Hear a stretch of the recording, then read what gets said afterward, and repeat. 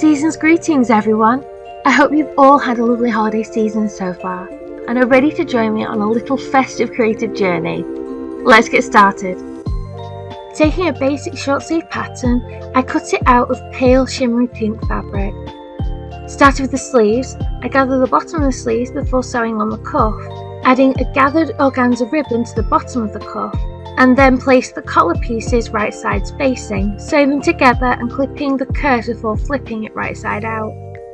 Gathering the tops of the sleeves, I sewed them in place at the armholes and attached the collar to the neckline. Placing right sides facing, I sewed up the side seams and along the sleeves, flipping it right side out when I was done, which is always a little stubborn with sleeves with cuffs. Finally, sewing along the bottom hemline, adding more of the gathered ribbon along the hemmed edge, finishing off the top with a red bow with a little gold bell. Taking some red fabric, I cut out 3 rectangles to be the skirt base, ruffle and waistband.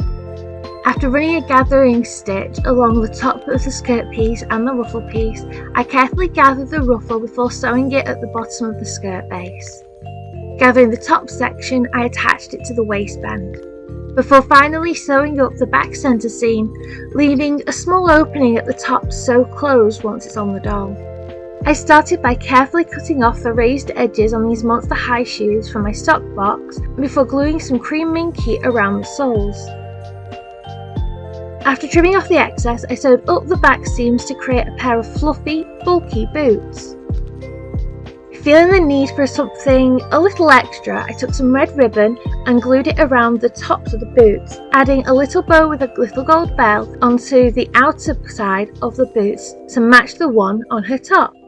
Using a simple apron pattern, I carefully cut it out of this cute Christmassy fabric. I then ran a running stitch along the top of the apron and along the long strip of fabric, using it to gather the long strip into a ruffle, which I then sewed along the bottom of the apron, hemming it as I went, before gently gathering the top of the apron too. To finish, I sandwiched the waistband piece over the main body of the apron and sewed them together.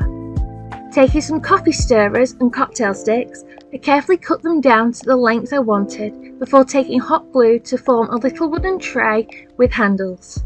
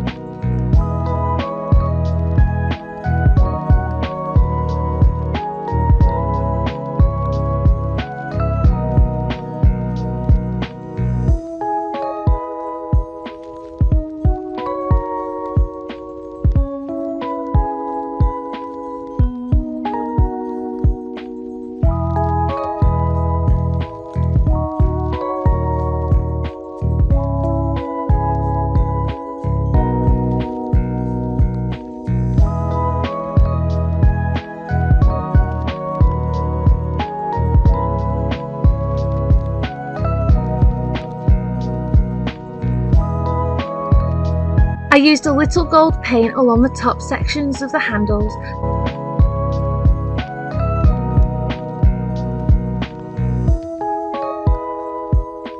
before painting the outer walls red.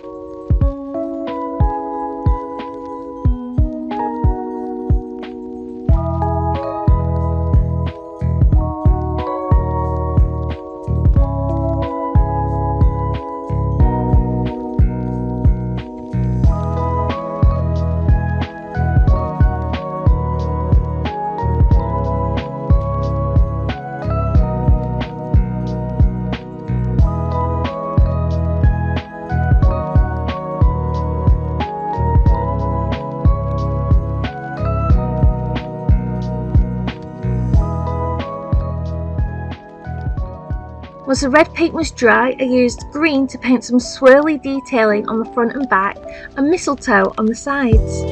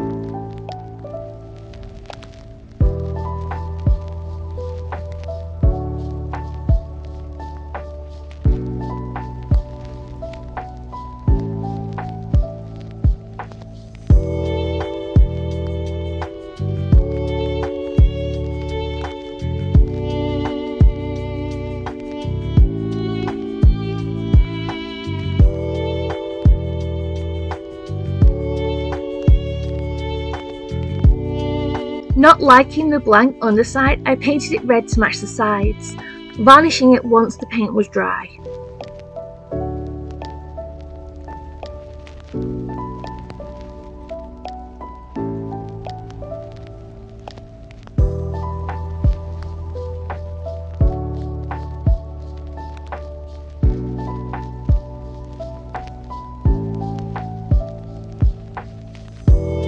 I found this cute little gingerbread house as a free file and just couldn't resist. I started by painting the whole house a light brown.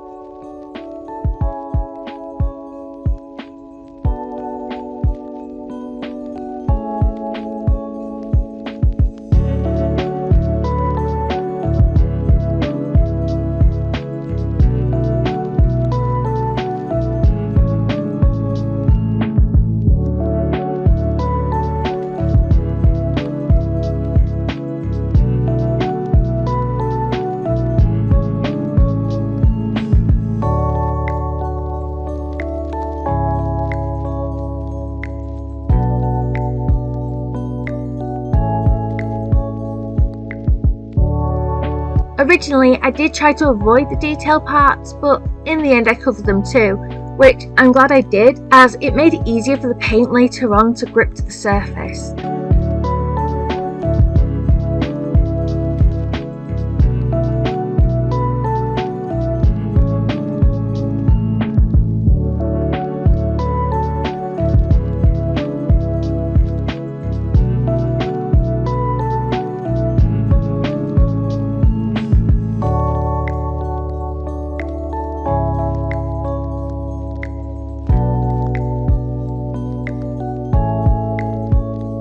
I did, however, leave the very top part unpainted.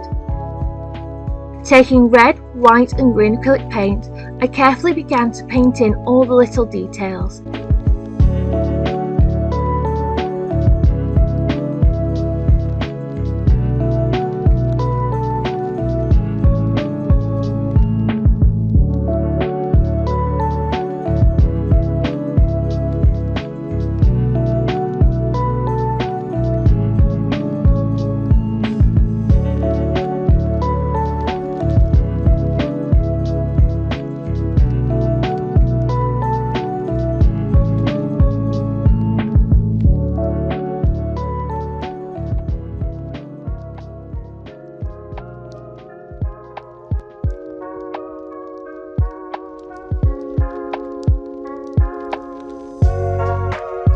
I did in the end regret not painting the snowy section on the top of the roof, as it did make it difficult to build up the white acrylic.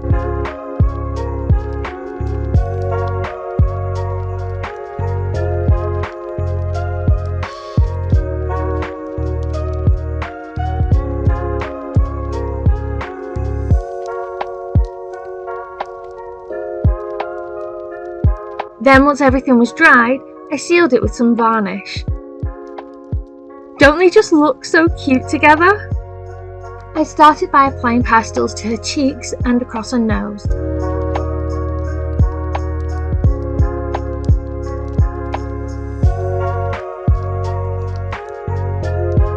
As well as a little to her forehead and lips.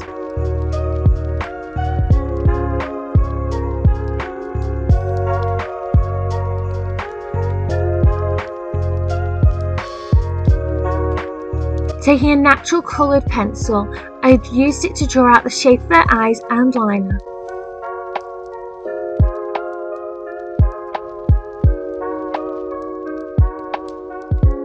Switching to a green to fill in the main shape of her irises.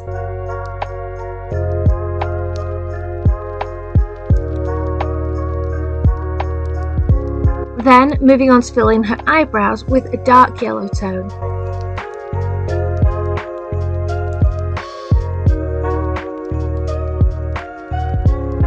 Moving back to her eyes with a light brown pencil for her eyeliner.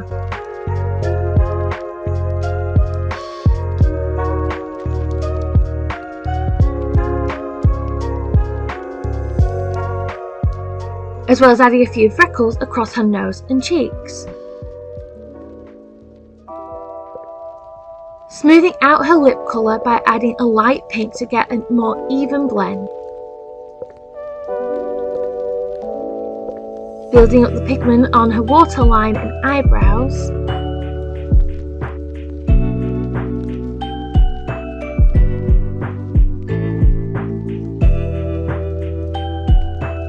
Then using black, I deepened her eyeliner.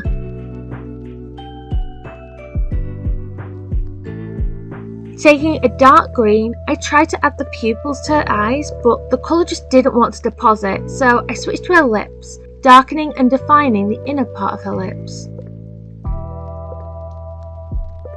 Using pink to create a gentle blend and transition for a natural look.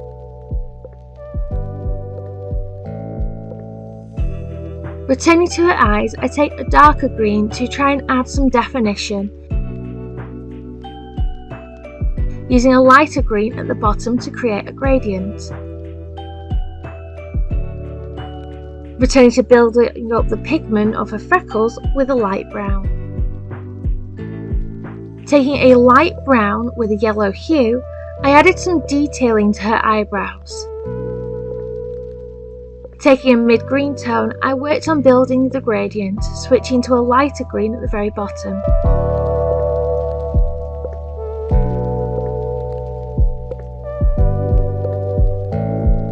Returning to a red pencil to build up the pigment for her inner lip. Trying once again to build the pigment for her eyes, I went back in with a darker green.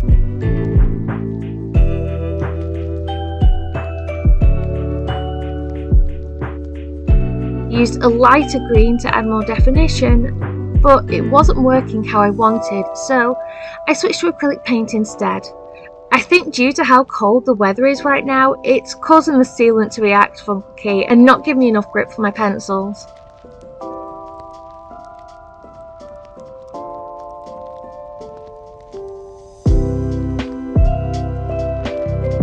Once I'm happy with the main irises, I use a little bit of black for the pupils and white for the whites of her eyes. Finally using more black to really make her eyeliner pop. Before finishing off by adding little white highlights for her eyes. Once the paint is dry, I applied gloss to her eyes and lips. For her hair, I started by splitting her head into 3 quadrants. Starting with the front section for her bangs, I glued down some yarn wefts.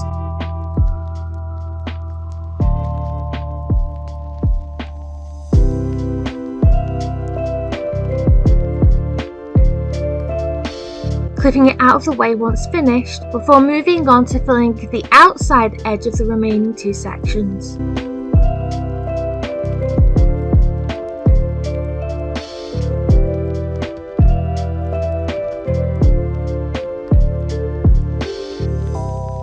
I created 2 hair tufts by rolling together some wefts. These will create the main core of her pigtails. I glued them in place in the centre of each section before using the remaining wefts to fill in the empty space.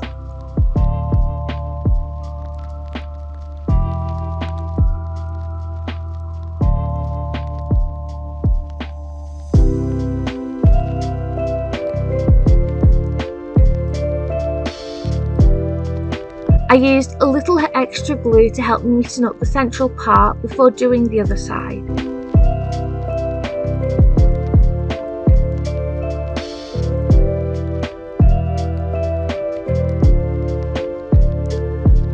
I used a light yellow small elastic to hold her pigtail in place before moving on to her fringe.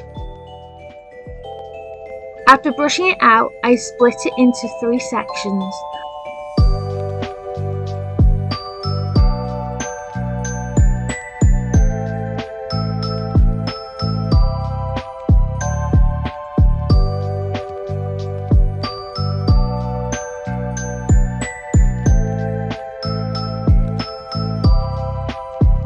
Taking the middle section, I cut it across her eyes to create the bangs.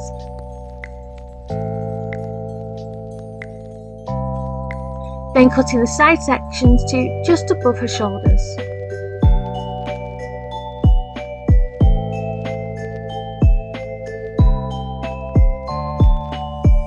With the base length done, I trimmed each section down to the final length.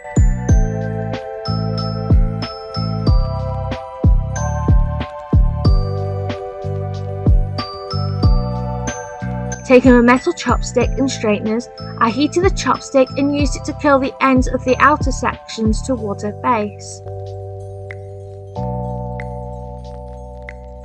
Heating the chopstick again, I used it to curl the ends of each pigtail.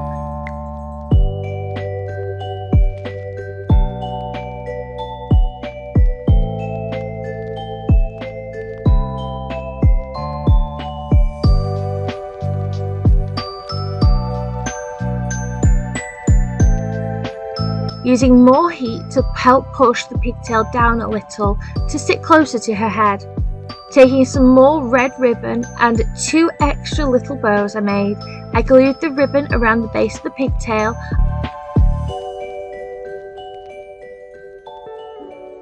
and a bow to the front of each.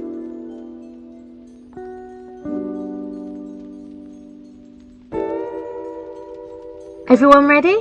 Meet Holly! She was so much fun to work on. Her whole design actually started from the fabric I used for her apron and the gingerbread house.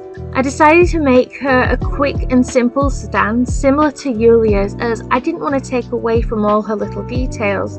I do wish the weather had been better so I could have taken some proper photos, but I made do with what I had at the time. Which part of Holly's journey did you enjoy the most? For me, it has to be the challenge I ended up giving myself to only use items I already had, which meant I did cut it very close when it came to her hair, because I ran out of yarn wefts on more than one occasion, but I managed to make it work in the end, luckily. I hope you all enjoyed the festivities, and I'll see you in the next video. Until next time!